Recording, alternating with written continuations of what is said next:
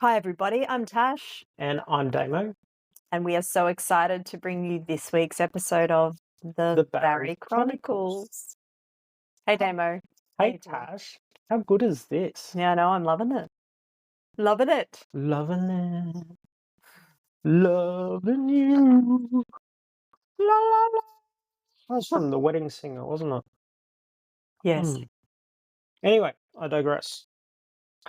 you did. This week, I thought we might backtrack a little bit Mhm. to pre-surgery, but not necessarily our own, just preparing for surgery and talking about what that looks like for the majority of people. Yep. So just a general sort of chat. Yeah, I think that's an excellent place to start. Yes, because we're in a new year, a new season of the Bari Chronicles, and we've got lots of new listeners and members, and We do. Thank so you so much for your support, yeah, everybody. It really does mean so, so much to us. And we're really excited to be able to do this little series. yeah, It's going to be good. yeah. So pre-surgery preparation for weight loss surgery. That is a mouthful, That is. but I said it. You did. Pre-surgery preparation. When I think of that, I'm thinking, what do I have to buy? All the What do I have to do? All that sort of thing. yeah. And I know I went overboard and I had a whole heap of stuff that we ended up throwing out. So I wanted to just sort of talk about that Yeah. because I hate seeing people, they're putting so much money into changing their lives. Yeah. And then suddenly you're left with could be hundreds of dollars worth of products that you don't use, they end up expiring and you just have to throw them out. Yeah. For me, I'd bought over 100 up and goes, and Yeah. it was just ridiculous. I ended up throwing out probably 80 of them, which was a bit devastating. Yeah. So, was there anything that you did, Tash, that you look back and go, "Oh my god, why did I?" I think for me, I felt really overwhelmed by the whole prospect of it, and Yep. the cost factor was huge for me. So, if we just went back even just a little bit further than that, for me, I was a bit confused about how to do it. Like, how do I do this? Yeah. I know that I need to do this. How do I now do this? And I jumped onto uh, Bariatric Support Australia on Facebook. I sort of read as much as I could to find out, what do I do? What do I actually do to have weight loss surgery? I didn't even know really that I had to get a referral from my GP and then be referred on to a surgeon. So I was like total newbie because things were a little bit different back like in the dark ages Yeah, when I back had my then. lap band. So it was different. And Yeah. that all happened as a result of an accident. So it was just all a little bit different. Anyway, so I went to my GP after a really, really, really distressing night, actually. I was walking across the stage in my graduation gown that did not fit. And I went, oh my God, I don't ever want to be in this position ever again. I don't ever want to feel like this ever again. So came home. I knew that I would need health insurance. So I came home, we upped our health insurance, and then I waited for about 6 months. And I did my research during that time. And then I got my referral from my GP to go and see the surgeon that I'd researched Yep. and made my appointment. And he had about a 6-month wait. So that kind of worked So, out well. yeah. After I made the appointment with him, we then obviously had a wait again until the health insurance kicked in.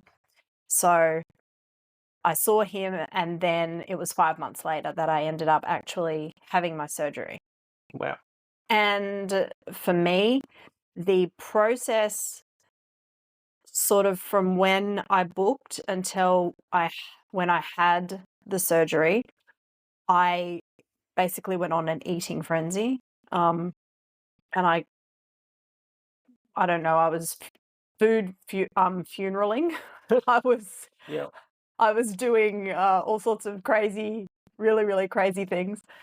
And I ate hard for those 5 months. Well, 4 months. So about a month prior, I'd been told that I would need to go on OptiFast. So I went on OptiFast, and Ooh, that I know still makes me shiver. that was really like the shake then, because we're talking 6 years ago. So there are quite a few other options now, but basically OptiFast was the thing to have. So I had that. I didn't really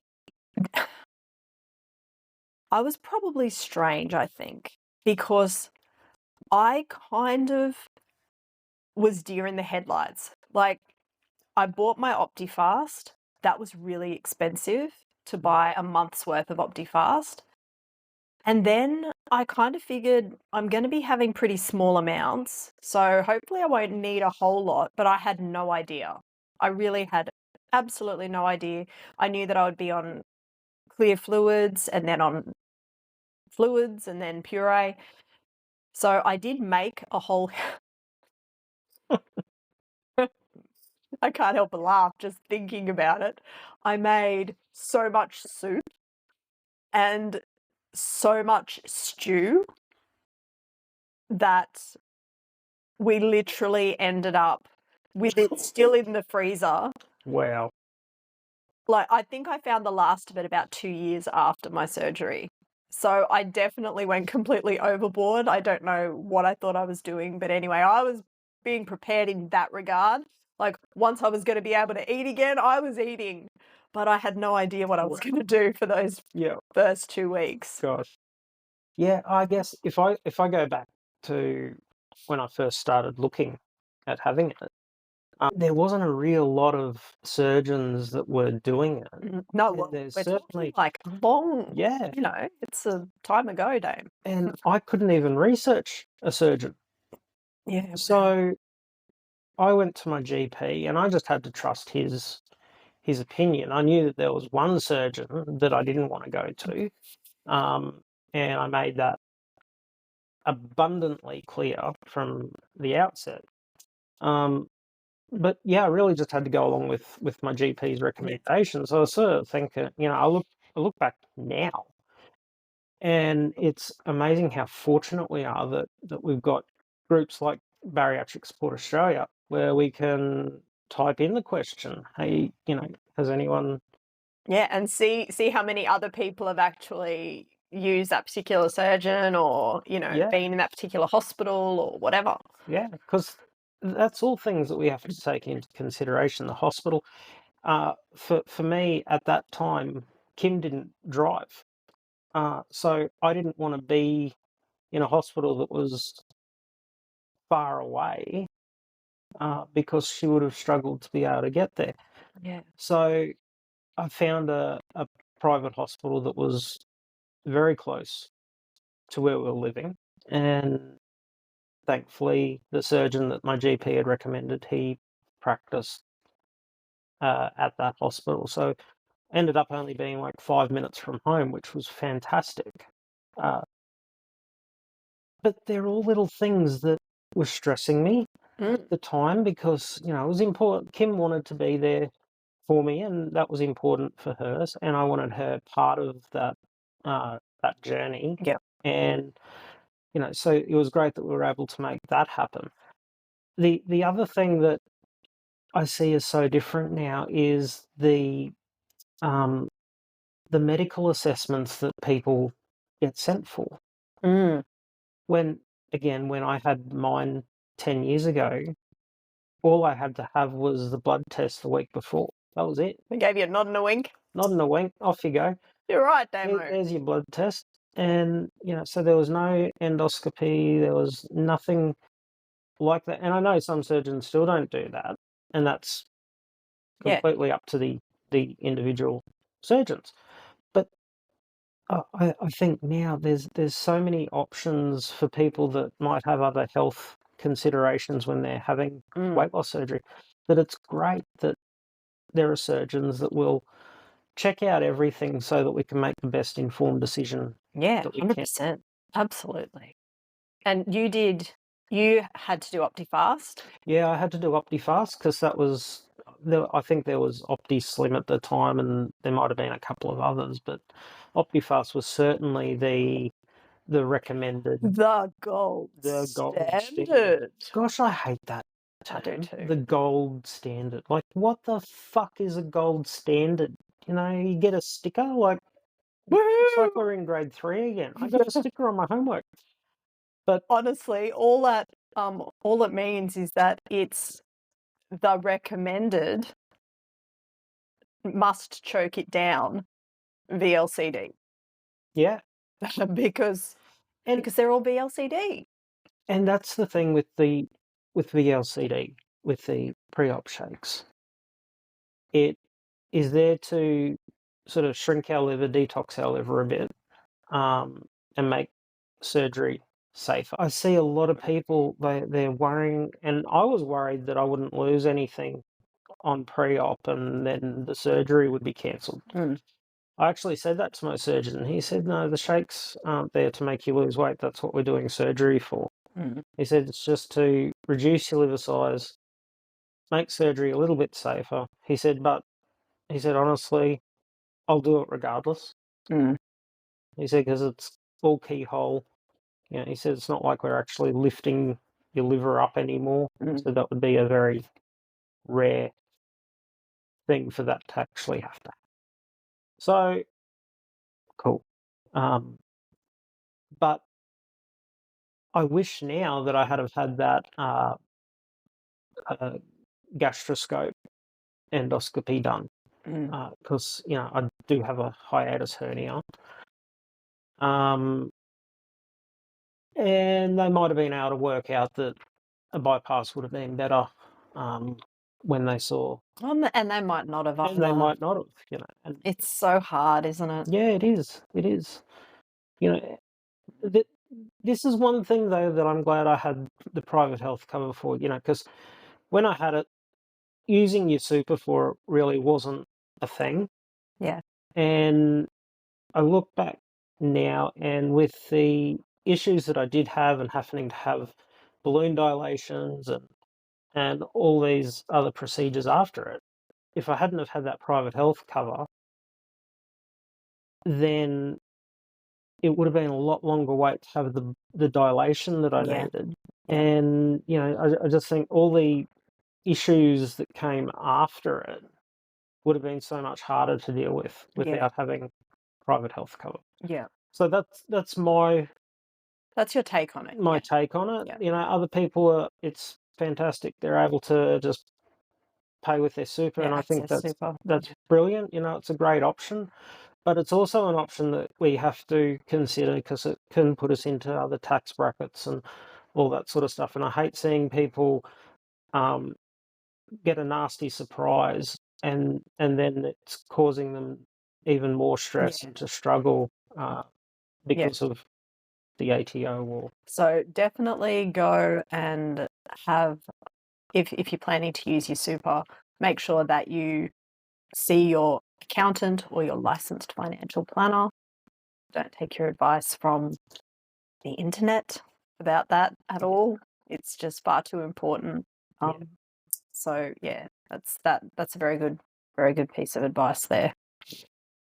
So the one thing that really I thought would have happened was a psychology appointment beforehand, and I was worried about that because I always thought it was just a tick and flick. You know, yes, we're approving you for surgery. You know, I think I'd watched too many American shows, and you know, there's one show, and I won't mention it, but most people have seen it. And you know, you have to lose however many kilos before they'll approve you for surgery. And I thought that's what it was going to be like because I had nothing to compare it to. And even that was a bit scary because I'd done shakes before, but I hadn't really lost anything. And I'm there thinking, well, if I have to go and lose, 25 kilos in the next month and doing shakes, well, I'm not going to get approved either. So I think we can do ourselves a bit of an injustice by working up these scenarios before they've even happened. And I know that still happens with if a surgeon wants us to see a psychologist. It's really stressful because we think, oh, they're just going to say, no, I'm not suitable for surgery. But it's not that at all. And we're going to be actually talking to a psychologist, aren't we, Tash? Yeah, a couple of psychologists, actually. So that's really exciting. We can actually hear their take on those pre-surgery appointments and we'll hear the truth about it. Yeah. And I think that's really important. Yeah.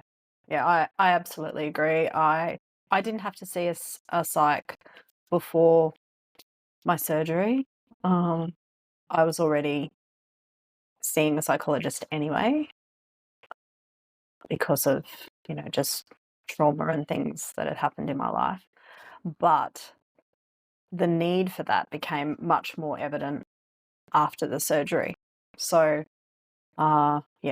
it's definitely something to add to your list of things to explore is the mental health aspect of it, the reasons why, like why have I ended up in this position where I'm considering surgery. And for me, it wasn't just that I liked to eat a lot of food.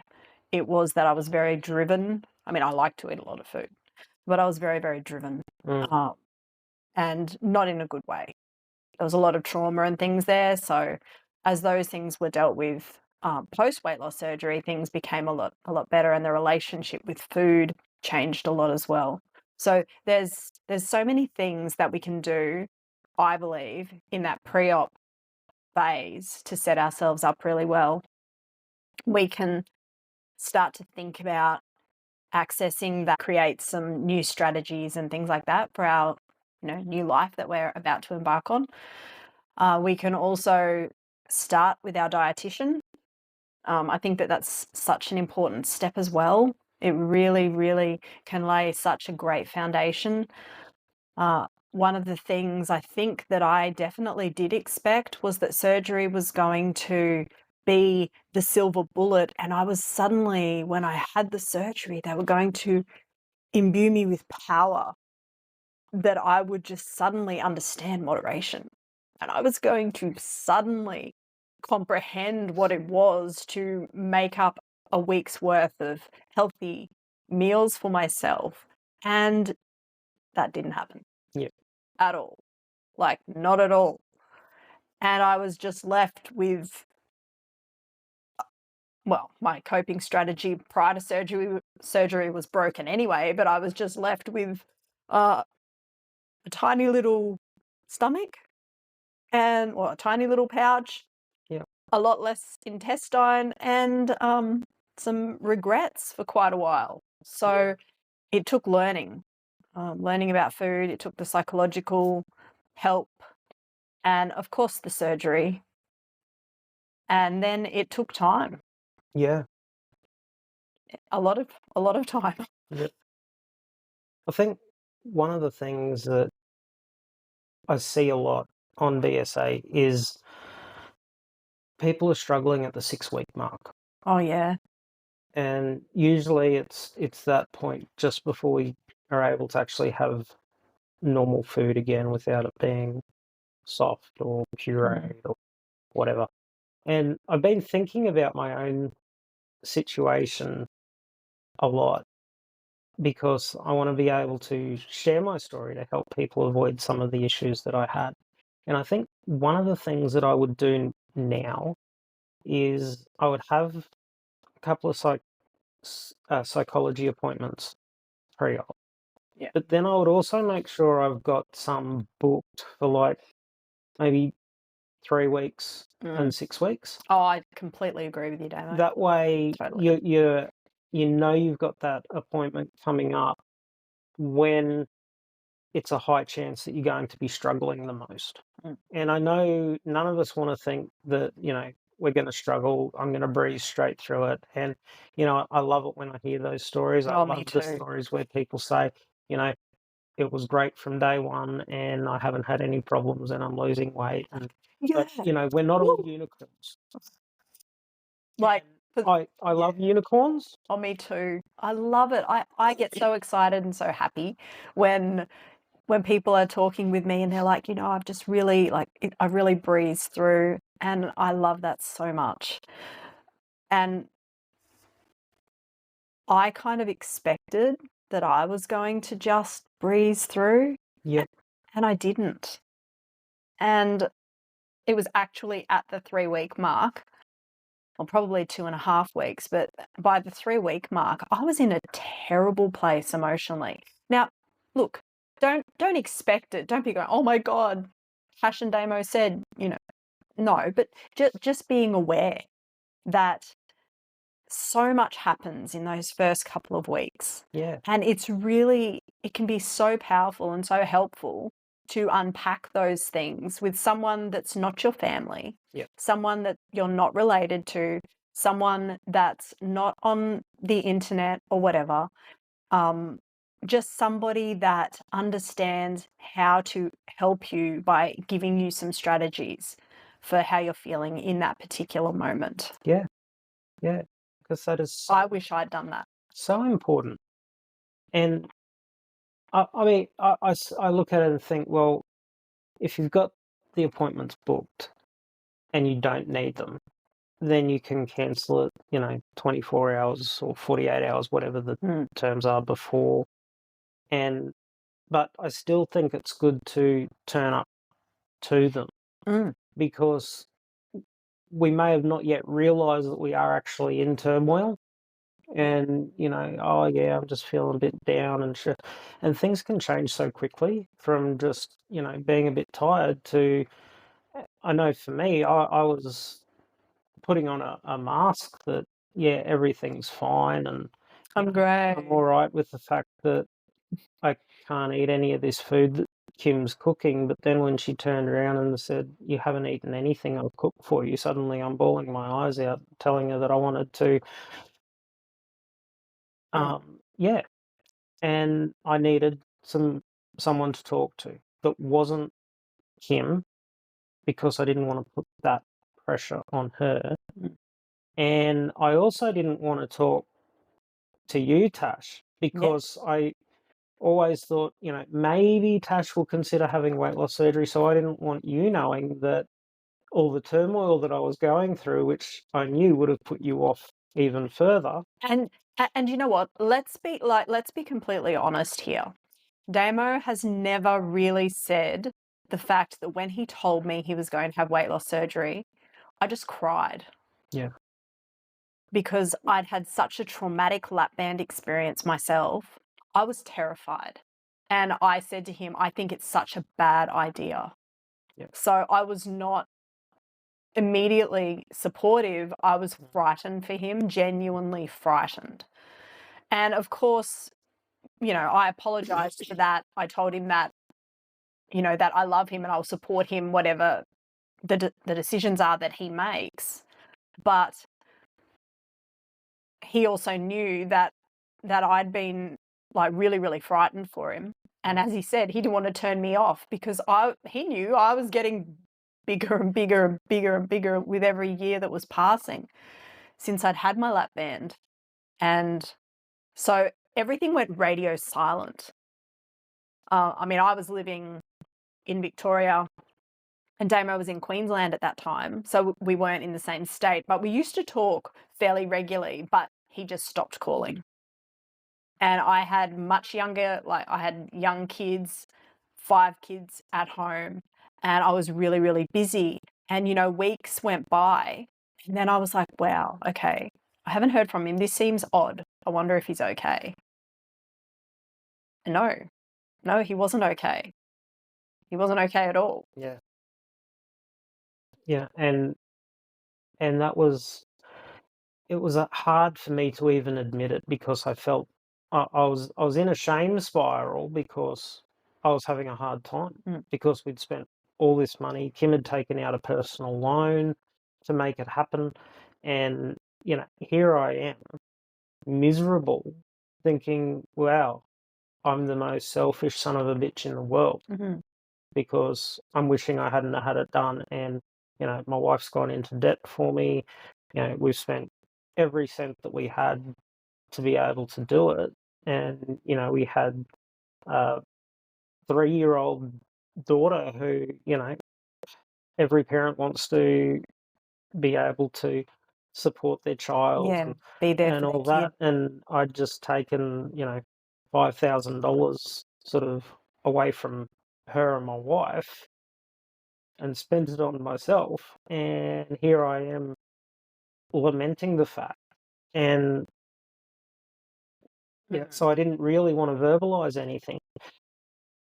And especially with Tash, with everything that you'd been through, it was just, I knew one day that you were going to need it. And I didn't want to be the cause of you not having it. So I just shut my mouth. I mean, look, if anything was going to be the cause, and the thing that was the cause of me not having weight loss surgery for so long was 100% my lap band experience and what happened afterwards. Yeah. And the trauma that was associated with that. But knowing that you had had a hard time, it did make me choose a different surgery than what Damo had. Yeah. So I went with bypass because it had been around longer, and I figured, well, there's more research on it, so I'll just stick with that one. Yeah, I mean, at that point, the bypass has been around since like the 1950s. Yeah, it's been around. At that time, the sleeve, it had been around for about 15 years or so, but only as a pre-surgery to having the bypass. So, the sleeve really didn't have a whole lot of research. Yeah. And that's the thing. I think often we can go to a surgeon and we want them to make the decision for us of what surgery is going to be best, but we also need to have a say in it. Yeah, we do. Because we're the ones that have to live with it. The surgeon does it and they're fantastic at what they do. Yep, they're brilliant. But they go home at night and they're not living with the choice. The choice that we made. That's right. That's exactly right. And I was very aware of that, having been through the lap band process. I was very aware that I had to feel 100% confident, comfortable and sure that I was making the right choice for me, and that it was something that I could live with, that if things were to go askew, that I had made this choice for myself. Yeah. And I knew as best I could the possible complications and the long-term ramifications, of the procedure. Yeah. So research for me also wasn't just, and I don't really consider research at all to be joining Facebook groups or things like that. I consider research to be reading medical journals and things of that nature, getting data from sources that understand how to collect the data. The Monash University does a great Australian study. They've started a portal where patients can sort of report on their journey. And so for anyone who hasn't had weight loss surgery, a fantastic study to be part of, so that they can get some long-term data on how patients go after surgery. Yep, 100%. But it can be daunting and overwhelming. So, of course, we need to always temper all of those kinds of things with the advice of a trusted GP, a trusted surgeon, and they can help to guide us, but we need to really make that informed choice. And you know what? I can honestly say that even though there have been days when I have regretted the fact that I had weight loss surgery, but it's only ever been a day. It's not at all been, oh my God, I made the worst decision, which is how it was for me with the lap band. Even though it's been far from smooth with my bypass, I still maintain that it is the best thing that I have ever done for my long-term health. Was having weight loss surgery. Yeah. And I totally agree. Even though I still have some issues due to the sleeve, especially around reflux, I wouldn't go back. Yeah. Because, my type 2 diabetes is under control, and, I'm still here because of my weight loss.